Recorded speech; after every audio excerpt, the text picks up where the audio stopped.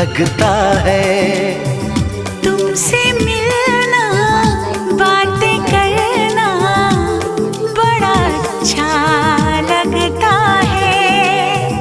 क्या है ये, क्यों है ये, क्या खबर, हाँ मगर जो भी है बड़ा अच्छा लगता है।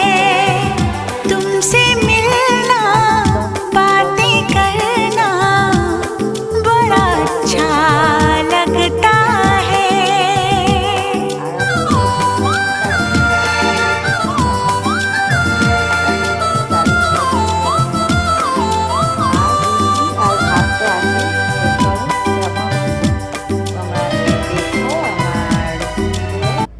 দু একটা রেসিপি দিয়ে দেবো, শাক ভাজা আর কি দেখাবো। যাই হোক, ভিডিও ভালো লাগলে সবাই লাইক কমেন্ট করো আর আমার পাশে থেকো।